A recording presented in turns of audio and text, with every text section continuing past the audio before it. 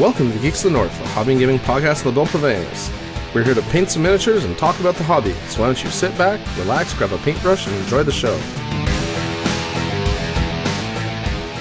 Hey everyone, welcome to Geeks of the North, your hobby and gaming podcast of adult provenance. As always, I'm your host, Paul Filio. Here once again with the living legend, the wind beneath my wings, Antoine Bergeron. Hello. How's it going, buddy? Good, you?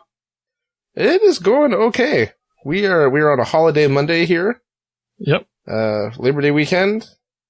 We have no plans, so this is going to be a quick and dirty rambling episode where Antoine and I talk about nothing. Well, we talk about hobby. Yeah. And games. Well, considering how much our listeners pay for this podcast, it seems like a good deal for them all the same. Mm-hmm. Free entertainment available right here from Canada. Well, I find me entertaining at least. Other people do too, it seems, because we had a good comment on YouTube today for the show. We did? Yeah. I missed that. Okay, I haven't checked my email, so... What was the comment? It was just somebody who had probably a rough day at work, was entertained by us. Oh. Someone local or someone... Jeff. Not Jeff. Jordan from All Us Geeks. Yeah. Well, I'm glad Jordan finds this interesting and entertaining. You know, this type of quality content is not easy to come up with. Yeah, we helped him through a really crap Labor Day at work. So he had to work on Labor Day. Yeah. We eased the pain. Well, that's... Just call me naproxen. I'm a little bit on the tired side, so expect me to be silly. That's just the way it works. It was a long weekend for you, and we're recording late. So. Yeah. Oh, these things happen. Yes. Yeah, well, I guess I'll get into it in our hobby, but I did a little event this weekend. We'll talk a bit about that later. What are you working on tonight? Fillet, or whatever. I think each time I try to name her, you make fun of how I say it in French or in English, so... I would never make fun of how you say anything in French, Antoine. Mm-hmm. Except fillet. Well, no, I think it was because you said it you tried to anglicize it as opposed to saying fillet. Yeah, I said fillet, I think. Fillet, yeah, and I was like, what? Like, you know how that's pronounced, and it's not pronounced fillet. Yeah. Yeah, so I'm working on her. Embrace your Frenchness, Antoine. Yeah. Make your own proud. I finally decided on how I wanted to paint her. We had a small paint together last week, and I think I stared at her for an hour before finally committing to colors. It's not that she's complicated, but like most of the butchers, they have tons of layers. And I'm doing my butchers pretty muted tones. So if I want to have some contrast, I cannot do them all shades of browns. So I try to have a good mix of brown, gray, and beige. And right. I think I got something that kind of works. Yeah, this still going to be visually interesting, right? Yep. And if you go too muted, you end up with miniatures that look like mine. But my guys are really muted, but the skin and some of the airs are very bright, so it compensates a bit. And I do only a small item of clothing in red, but it's also a deep crimson, so it kind of stay muted, but the skin pops. So yeah, you guys, your guys are definitely not out in the sun too often. They play Guild Ball at night. It depends which one. Ox is pretty tan, but some of them are on the light side. Lane. Yeah. Lane is a very light. Oh, yeah, but he's a drughead that passes his time in a opium den or something like that. Or whatever the equivalent is.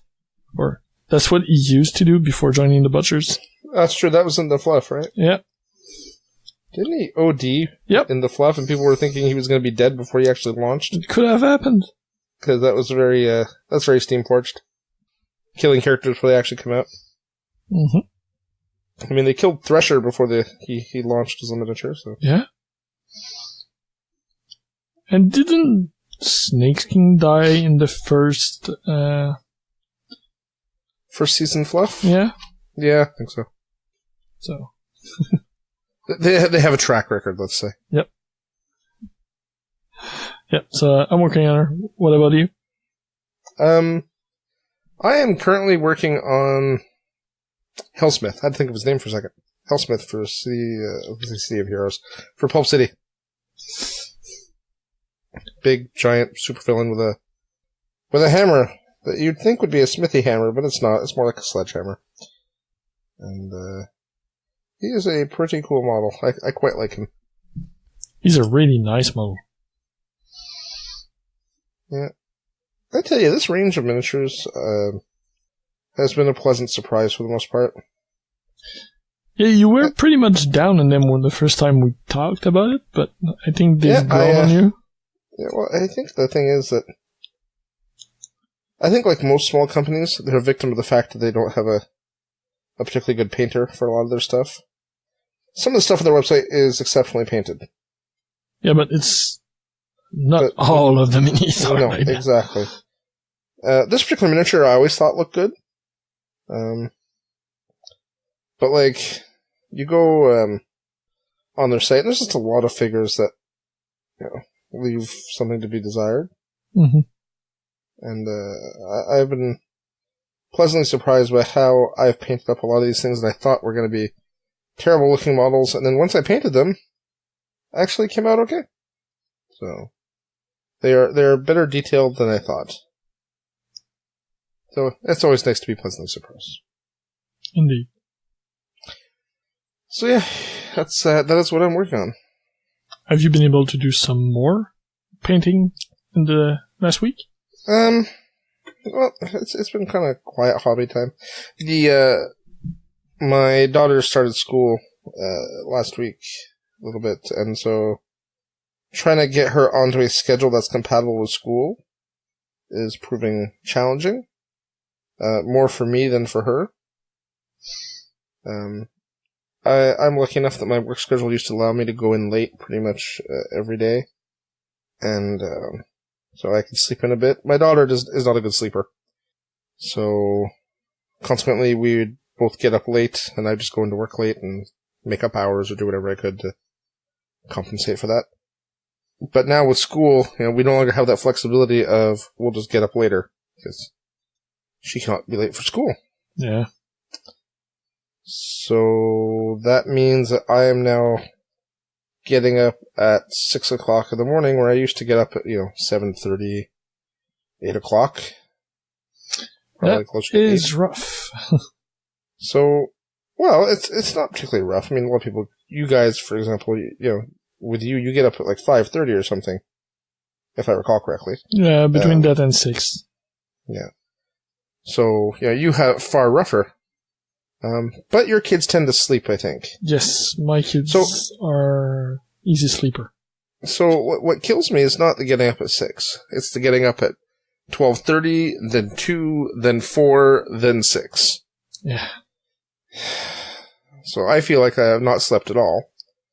My kids are like crazy monsters because they haven't had enough sleep.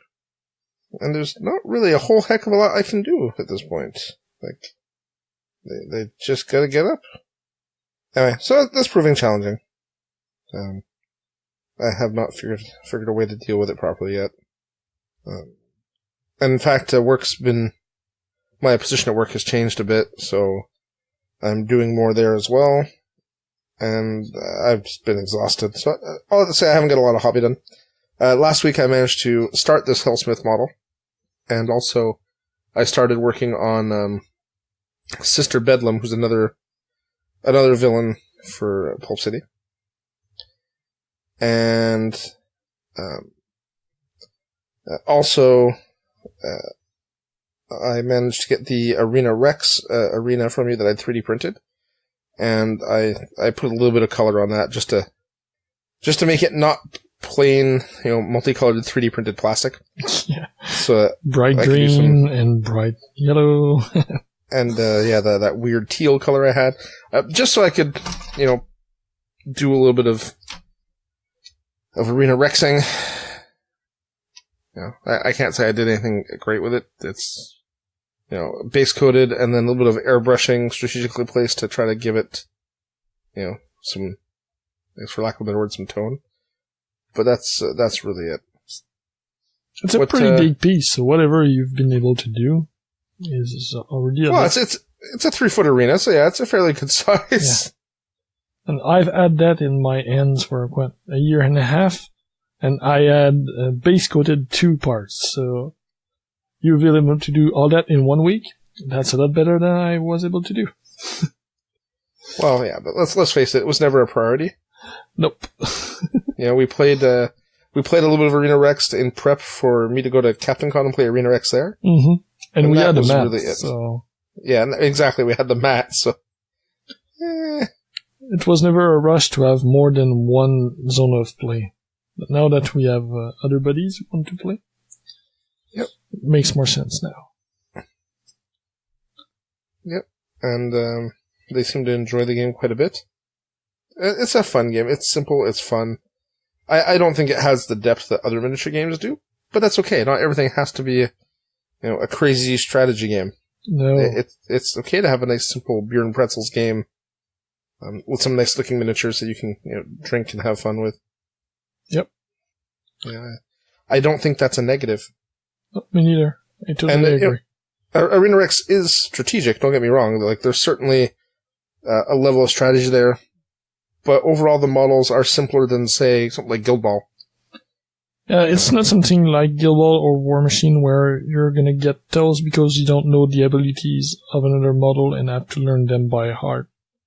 Yeah, exactly. It's just a different style of game. It's a good second game that way because you don't have to know it fully to be able to still play it. There are some interesting interactions between models, of course. Oh yeah, for sure. Actually, there was something Guillaume was talking about, G, not Yom, that I have to check on because it sounded broken as hell, but I don't know if it's because they were misreading a rule or whatever, which is always the case, could always be the case with new players, or even seasoned players that don't pay that much attention to the rules like myself. I'll have to double check. Especially for us, where most of our gaming group, English is a second language. Even as experienced I am with English, there's, we've seen that in Pulp City where I read something and I never read it the right way until you read it and you saw it the right way at first read. And I had made 3 or 4 other interpretations before getting to that one. Yeah, I got lucky. Sure.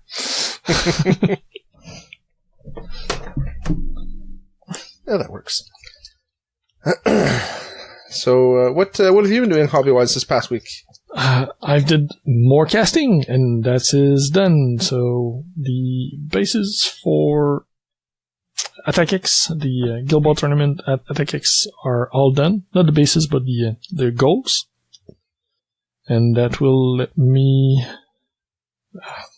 not close out, but put away my casting equipment for some time. Be able to clean the room. After that, I finished my building project, the Casanii dwelling I was building for the Rogue Sculpts craft-off. The first month is now done, the deadline has been passed, and we're moving to the second month now. Sadly or not, depending on your viewpoint on that, there was a lot of it's not no-shows, but dropouts. Or people who didn't complete in time or stuff like that. So out of the 48 or 49 registrations, only 28 people submitted their stuff in time. Oh, wow. So to not have so many people just go straight and lose half of the people whose pair did both submit. Everybody from the first round is moving up to the second round. So the first one, instead of being like a real paired judgment, was just like a weeding round. I don't know how I feel about that. Yeah. I'm not... Like, I wouldn't even mind have to lose, because the other guy I did compete again, got his entry in, and he had something really nice. He did a blacksmith shop. Okay. So, old medieval blacksmith shop. I think the details that I did sculpt and work on my stuff were a bit sharper, but he did so much more. There was an amazing amount of work on his building, so I would not have mind at all to lose to his pieces.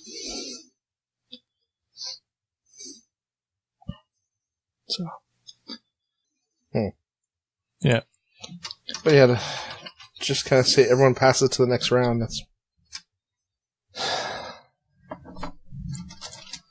that kind of seems like a cop-out, even for... I understand the situation they're in, too, but... Mm-hmm. That means people that really shouldn't pass on also are passing on, though. Because for sure, I'm sure there's some submissions that were not very good, or are not to the same level as, what you and your... Oh no, the level was pretty good indeed. I think that the people who were committed enough to complete, most of them had there are some amazing pieces. I'll throw the link in the show notes, but like, one of the team was a flying vehicle, I think. I'm not sure on the exact wording. And the two guys, there was a giant flying boat, like a flying dirigible.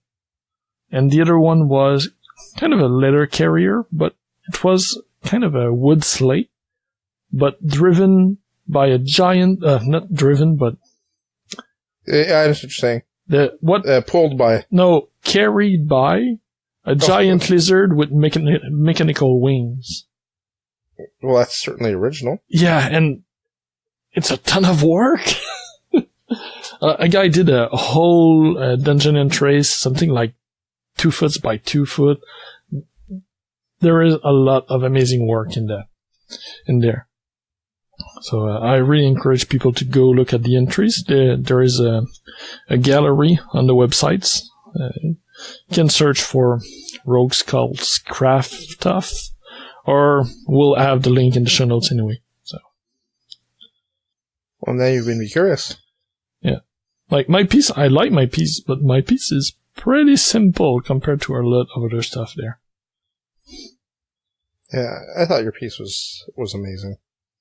I agree. I understand why you made it simple. I mean, but I thought that it was very whimsical, and I liked the little detailing you added, like the spears and the shield on the outside and stuff. Mm-hmm. I thought it was just enough detail to bring something to the model without too much. It didn't take away from it.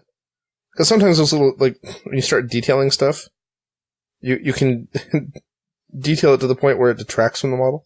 Yeah, for sure. So, which I didn't think was the case in your case. No, I don't think so. I think it did pretty well, but I also did a gaming piece. Some people the piece might be more for RPGs, or it's a bigger zone, not just a single building that will stand out on a map. Or some pieces are just purely done for the contest. So, ton of work. It's really fun. I got my team for next month. I don't know what I'll do yet. It has a lot of possibility, and also the possibility for a pretty big piece. But sadly, I won't have much time in the next month, so it's gonna be rough. I want to enter something because I don't want my opponent to not have an opposition. Kind of sucks to do a paired competition and not have a competitor. Yeah. But life sometimes doesn't... yeah. But doesn't always allow us, right? Yeah, that's why I'll start working on sketches, and we'll try to find something that fits, but that's not too big, and that I can do probably in stages, so I can stop at one point and decide that I can finish that there, instead of adding more detail or getting it bigger. Gotcha. I'll see. So, was that, and that's about it. I did, like I mentioned, we did some painting together, so I worked a bit more on Philly, but I'm working on her right now. And the rest has been cleaning. I did a lot of cleaning here. I'm getting rid of a lot of stuff, so I need to go through more miniatures. I might put some up on the sell thread if some of our listeners want cheap stuff that will cost an arm and a leg to get shipped because we're in Canada. Whatever. Well, I am going back down to the States in just a couple weeks. Oh. So I can mail stuff out for you first week of October. We're going down on the Friday, like somewhere around the 6th or something. Mm-hmm. It is. I'll keep that in mind. So, if your buyers can wait a little bit. I don't have anything amazing for sale. I don't think I need to check, but I don't think I'll sell anything from my painted collection. So it's going to be bits and extra games and stuff like that. So. Yeah.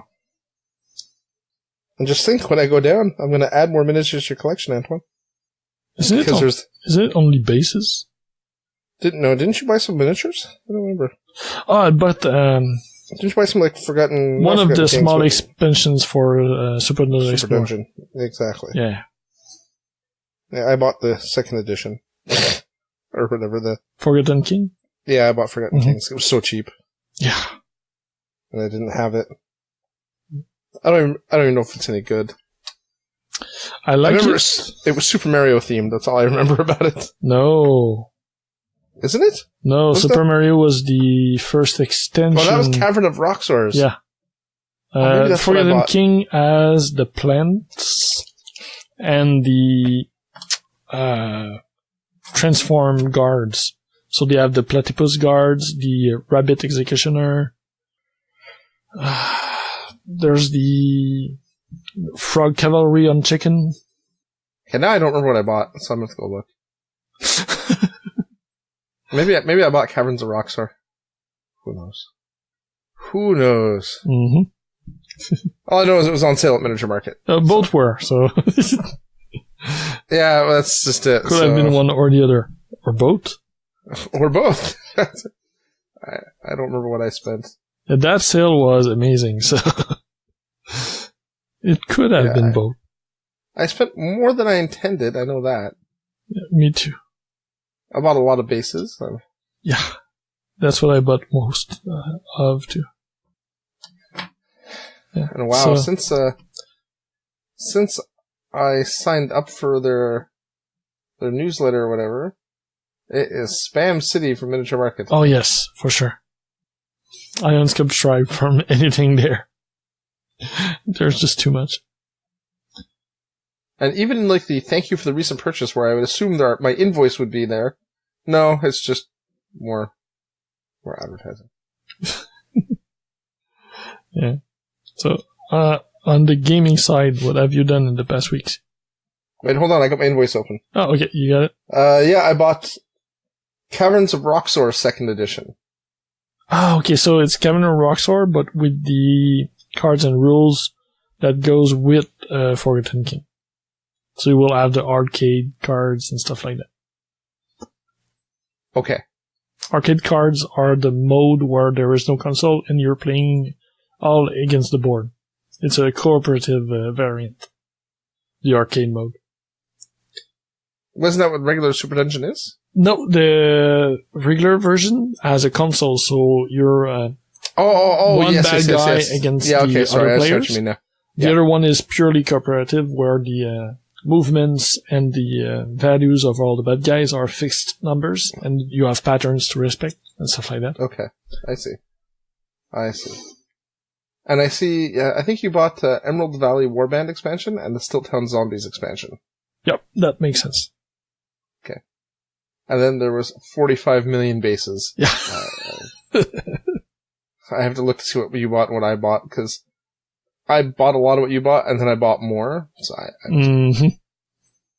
may have been back. It was $3 for a pack of bases. Like, yeah, that was crazy. And they are good bases. They were the Kickstarter bases that my Crush Studio and Cool Mini did together. Yeah, exactly. Or the now called Simon or Kaman. We know the truth. They're still Cool Mini. They can't hide from us. Us old timers. Yeah, so what did you play? Well, I actually what I decided to do this past weekend. Well, you alluded to a small event earlier. Yeah, so I ran my my annual PolCon, as I call it, which is where I invite my gaming friends over to game. And we did it this year at my parents' house out in the country. And we had great weather. And we did a 7-man Guild Ball tournament. So we had unfortunately we had an odd number. You were unable to attend, which saddened me greatly. Mm-hmm. But, saddened me too. It's okay. You'll just have to make the winter edition. We're going to do it closer to home. We've decided we're going to do it at Steve's place in the bunker to make it easier, because winter the weather's too unpredictable. Yeah, indeed. But yeah, so we did a 3-round Guild Ball tournament where I provided the tournament kit and lunch to everyone and the place to play, and then everyone brought their own beer, and it was good fun. It was good fun. I won the event, which my sister declared was very wrong of me. As when I invite friends over, I should allow them to win, because that would make me a better host. Apparently, it wasn't a bunch of grown men playing with dollies, but apparently we're all 12-year-olds at a birthday party. That's how she sees it. So, is she wrong? Well, ish. I mean, I like all my friends. I don't like them enough to let them win. Like, if they win, that's fine. But let them win? Yeah. Especially when the finals are against Guillaume? Yeah, there's no way you'll let him go easily. No. Like, if he wins, but I ain't letting him win. Yeah. Mind you, if he would have won, I might have told him I'd let him win. But that's entirely different. Yeah, so it was super fun. We got started a little late because there was an incident. Yeah. Where someone forgot their wallet and then decided to put gas in their motorcycle and then realized they couldn't pay for it, so people had to turn around and go meet them and pay for their gas. It was kind of funny. I'll be sure to make fun of that for years to come. Mm-hmm. Every time I invite him to something. That will also teach him to be a Luddite and not have Android, Google Pay or Apple Pay or something on his phone. Well, I can't comment about that because I don't have that either on my phone. Mm-hmm. I don't really see a need for it. But of course, maybe now. Just as a backup. Yeah. I did something similar earlier this year. I went to work and forgot my wallet, and I didn't have a lunch that day, so I was able to install it and add the info required to do the registration, and that saved me. Saved me an empty stomach. That wasn't that bad, but still. I think being stranded somewhere between Montreal and your tournament would have been far worse. Probably. Well, he wasn't stranded. I think he'd already pumped the gas. The problem was he couldn't pay for it. He was still stranded in theory. The gas wasn't his. I suppose. Isn't possession 9/10 of the law? Isn't that the way that works? I don't. So you did play some Guild Ball? Yeah, we played Guild Ball 3 rounds. I played Union. Played against our buddy Chris. He was playing Alchemists. Managed to win that one 12-8, I think. And then I played Daniel the Butcher Arsenault. Who doesn't play Butcher? No, we just call him that because he butchers us. He was playing... Blacksmiths? Yes, Blacksmiths. And he had a ball-playing lineup. He played regular Cinder. Oh. I'd never seen her on the table. For a ball lineup, I kind of like her with the... Oh, yeah, she's the one that do the attack at distance, like? Yeah, exactly. Yeah, that's good. Oh, no, she's good for that, but... And he was playing Bolt and... Ferris, and Cutlass and Culverin and Furnace. So I expected a ball-playing lineup. So I was actually pretty concerned, because I was playing, my standard Union lineup. Vet Rage, Coin, Decimate, Minx, Hemlock, and Benediction. So I had a little bit of ball-playing ability, but more takeout ability, I guess you could say. And I just figured he'd move the ball around me and keep me out of the game. But he I think was concerned about what my models would do to his models. So he parked the ball basically in his deployment zone almost, and held it there for the whole game. Oh. So I won. It was very close on clock. I don't remember what he scored. I'd have to check. It's on Longshanks. It may have been final score of 12-2. Or it may have been 12-6. He might have made a goal and a take. I don't remember. But, it did not go well for him. Like, I remember that much. But a fun game. And, then I played, Yom and his Butchers, in the final round. Brewers. Oh, I said Butchers. Yeah, sorry. Brewers. And he played, Corker. I played the same lineup all day, so it was the same lineup I played the previous round. He played Corker and Spigot and Hooper, Vet Decimate. I'm trying to remember who else. There was the doggy mascot, who's Quaff, I think maybe is Quaff. The dog's name. Yeah. And there's another player, and I can't remember who the final player was for him. Right? Vet Decimate, Hooper, Spigot, Corker, Quaff. The scoring chick. Mash. Friday. Yes, Friday. Friday. Thank you. The scoring chick. That is totally what he played. The scoring chick. And, it was a brutal game. I could not get anything going. And we were trading takeouts, and I actually clocked myself because I had a lot of time lost in the tank. And, in the end, it came down to the final activation. I managed to score my final activation and take it to a 12-11 victory for me. But it was crazy close. Like, really, really a nail-biting game. Lots of fun playing Yom. In the end, I took... we'd actually bought a tournament kit for the event, and we ran it on Longshanks, so it's there like a real event, which was kind of funny. And I took first place... I'm not sure who came in second. I think it might have been Dan. And Yom came in third. Because Yom had the buy round. Mm-hmm. And a win and a loss. And Dan had 2 straight up wins and a loss to me. So I think because of strength of schedule and because of the fact that Yom had a buy, Dan got second place. Yeah, it was a ton of fun. I look forward to doing something like that again. We're planning the winter edition, like I said, someplace more local. It's always good to spend a day with friends in a casual event with drinking, And no stress about, time and having to get out of a place by a certain hour, and no worries about parking and finding the place. If you don't show up on time, well, it's no big deal, we'll just start later. Yeah. It really changes the feel. And not worrying that you're going to end up having to play some douche nozzle, too, also helps. When the worst you can get is Yom, you're doing okay. Hopefully I'll be able to attend next one. Yeah, so the next one we're going to do, that's Steve's place, in the secret bunker, which I guess isn't so secret anymore.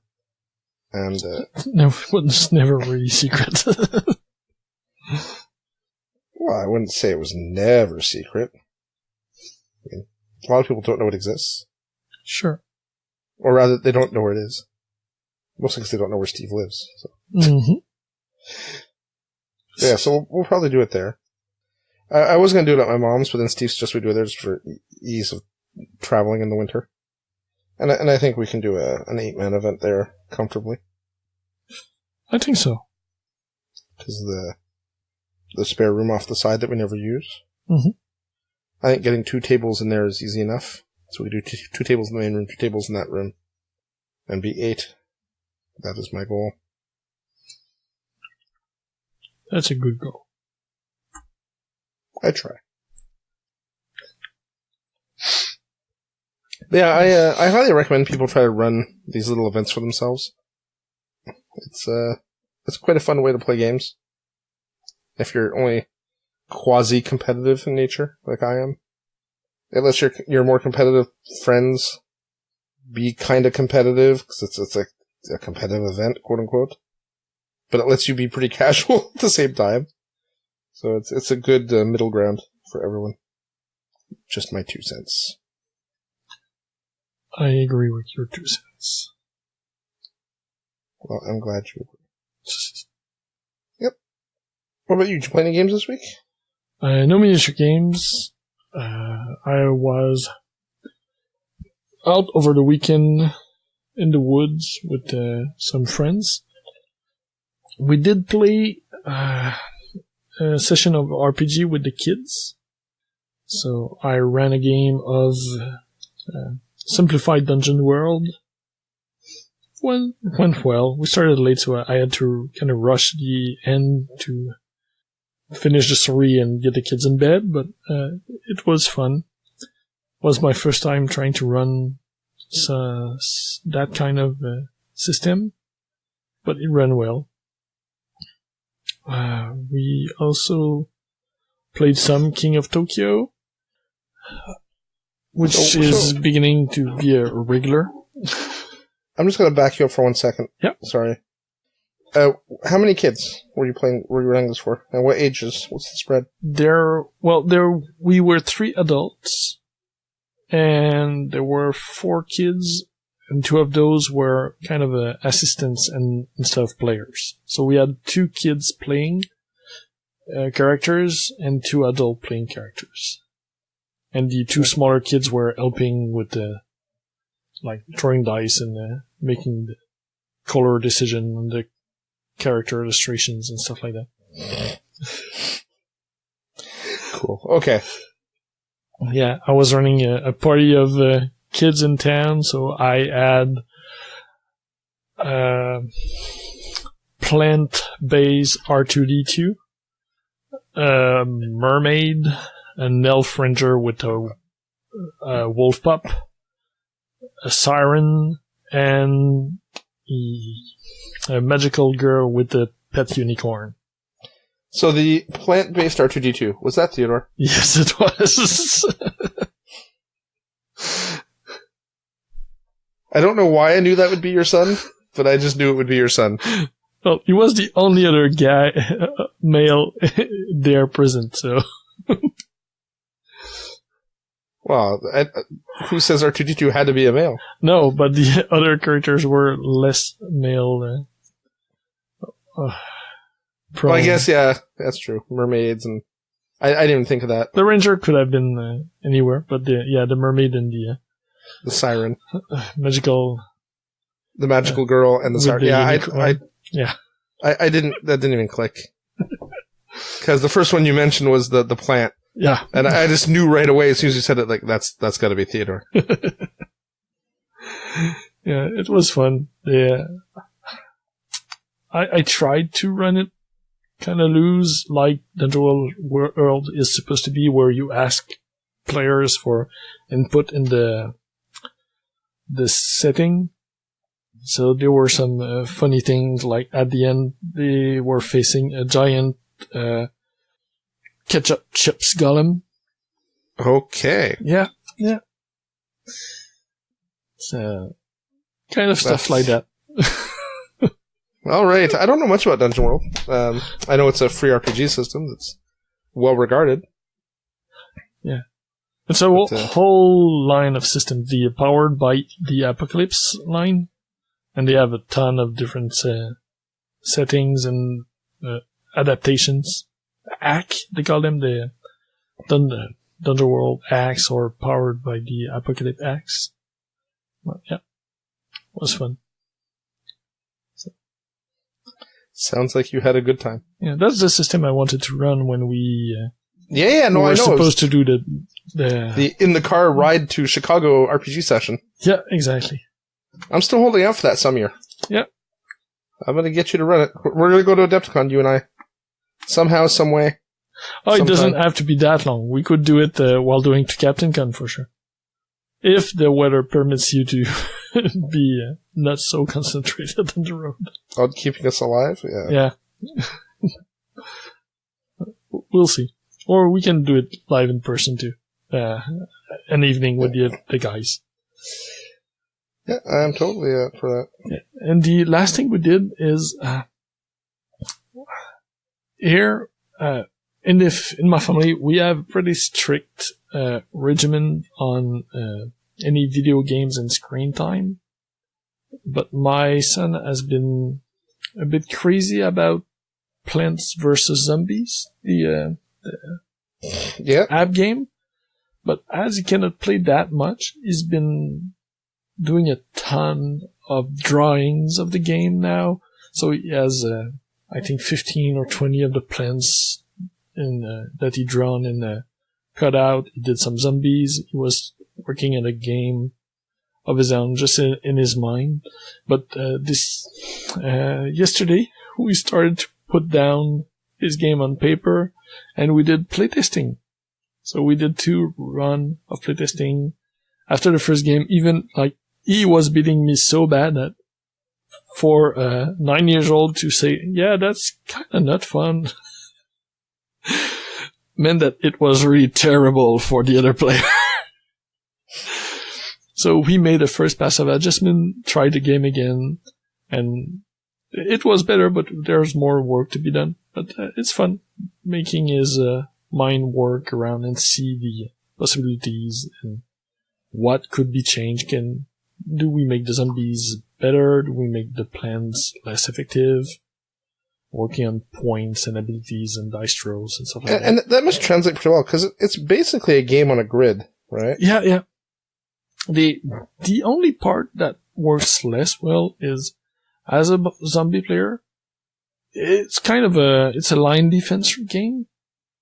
Yeah. So there's no reason to not put all your zombies in the same line, because only the first, the front guy is taking damage, so the other ones are moving on MP, so they have a shield. But they can never pass that first guy, right? In the video game they do, because some zombies go faster and they do go over. Oh, yeah, that's true. They can walk past him. Yeah, so it's been a long time since I played Plants vs. Zombies. Yeah. So I've been dividing my zombies between the lines just to make it more fun for him and have a reason for him to build stuff on the other lanes.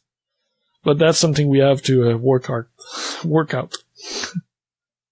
But yeah, it was a fun, nerdy play session with my son.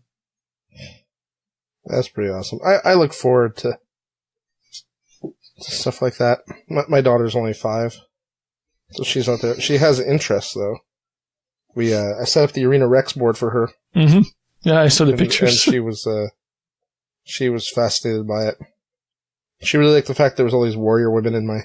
Or at least a couple warrior women. In your crew? Yeah. Yeah. I think she liked the idea that there could be girls that were heroes, too. Or girls that could be strong. It's kind of funny. Though, of course, she doesn't understand the highly valuable, expensive resin miniatures. You can't pick one up and slam it into the other because it's beating the other one. Like, no, please don't do that with my guys. Yeah, that's the perfect use of paper standees is for kids to play with. Yeah.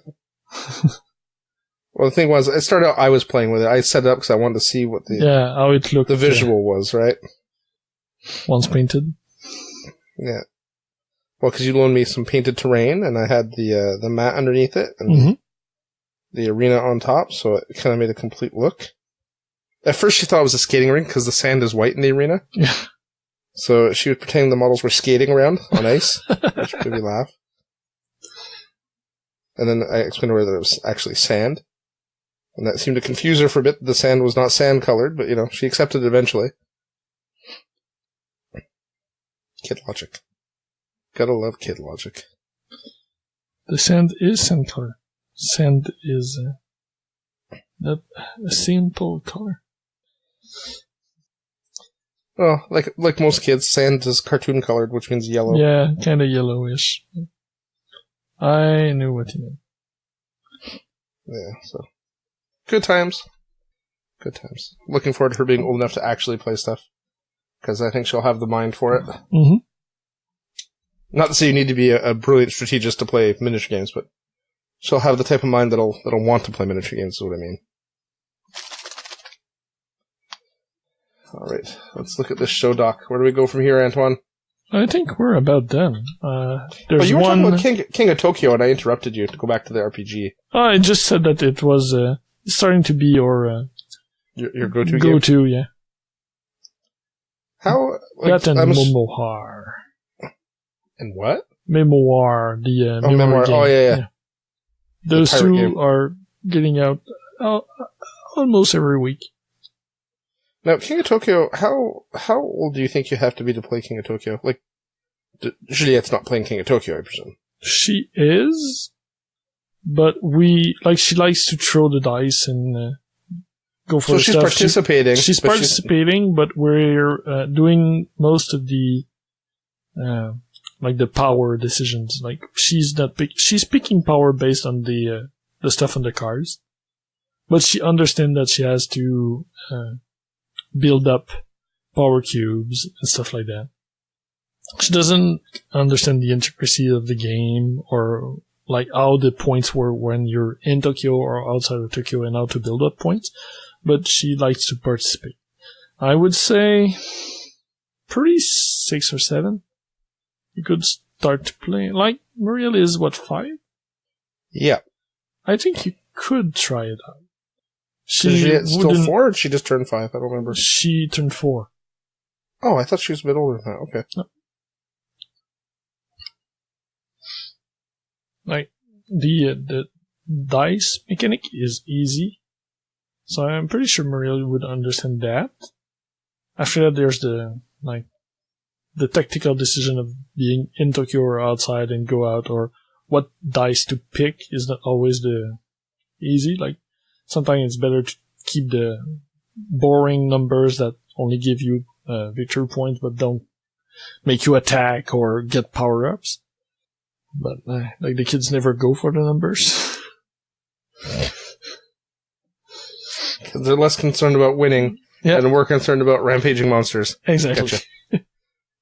It's like their children. But outside of that, with some I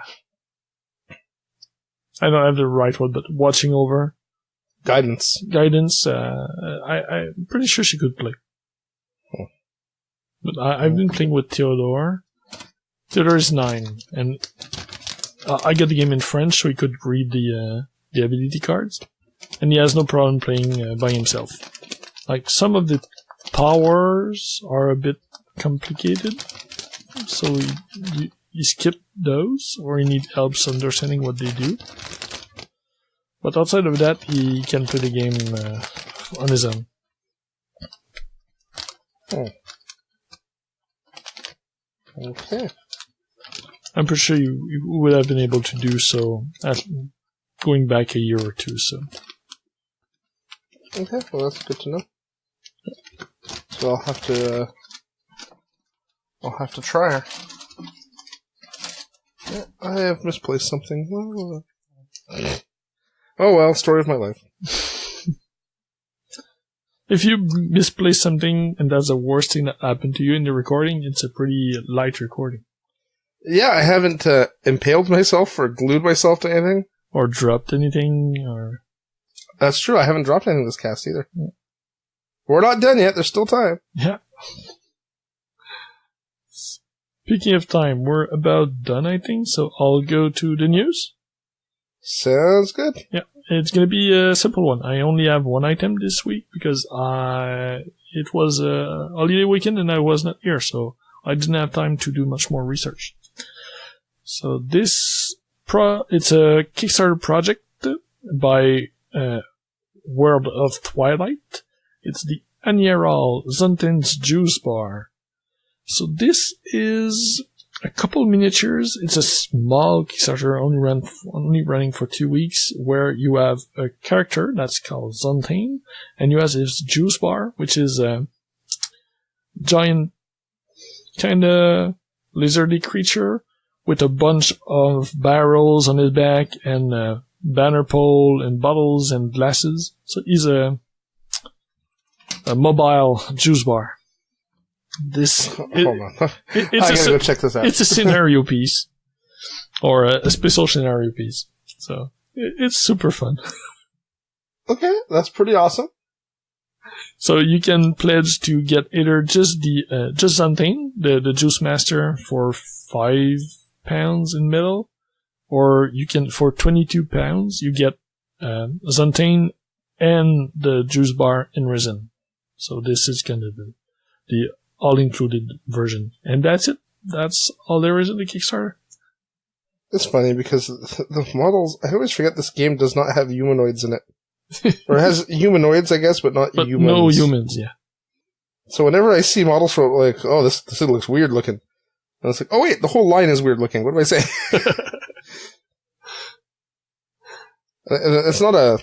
That's not meant as a slight at the line. I think it's pretty awesome and pretty brave in some respects. Because I think it's harder to sell a line of models where there's no human component. Yeah, because you're not picking up RPGers and stuff, right? You're limiting yourself. Only for people who want to play in that setting. Yeah. Mind you, an RPG in that setting might be interesting anyway. But you could RPG in that setting, or RPG similar kind of creatures in another world too. Well, that's what I'm saying. Like you could, what did I see? Something just launched an RPG module. Oh, not a Kickstarter. This is very cool, by the way. I really like this. I love the fact the guy's named Juice Bar. But it made me think that there was, actually, do you remember last year we did a Kickstarter, we talked about it, maybe it was 2 years ago even, for Wightwood Abbey? It was a 3D printed, Abbey, you basically paid for the files. Yeah, didn't you print part of that for Steve or something like that? Yeah, I printed the church, I bought in the Kickstarter, it was $80 US. Super good value for the files you got. But they've launched now an RPG, setting book for Wightwood Abbey. And I don't know what the costing is of. I don't know if it was free for Kickstarters. I haven't looked into it yet because I just saw the email go by. But I thought it was really neat because now you can 3D print the whole Abbey and all the buildings and stuff. And there's an RPG module with all the characters and history and background. Oh, that's cool. Yeah.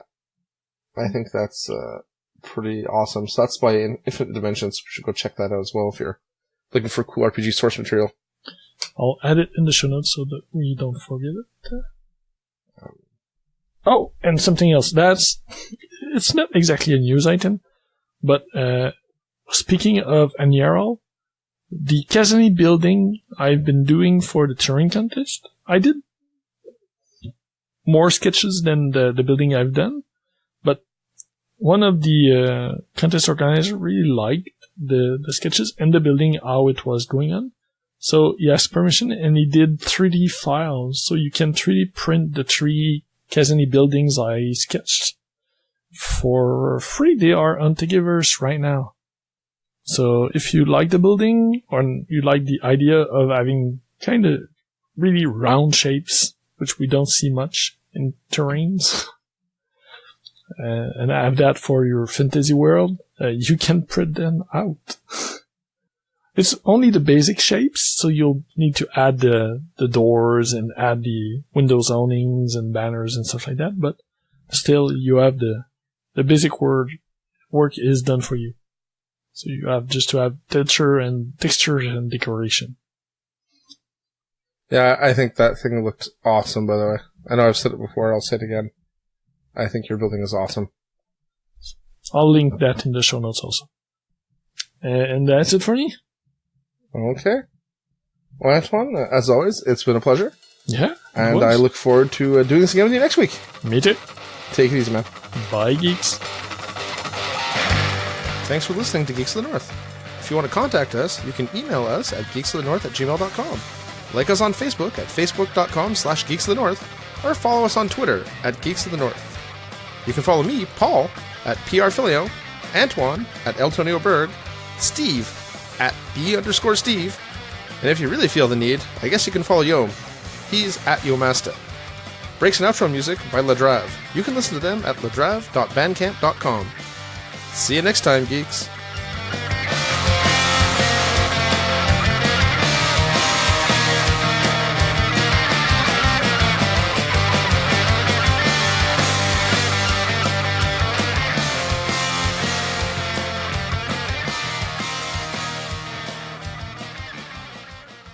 Thank you for checking out a United Geeks Network family member. If you enjoyed it and are looking for other online media with a geek culture slant, head over to UnitedGeeksNetwork.com, where you will find All Us Geeks, a podcast that discusses board games, movies, television, comics, Kickstarter, and many other forms of geek culture. The United Geeks Network. You can broadcast your geekiness at UnitedGeeksNetwork.com.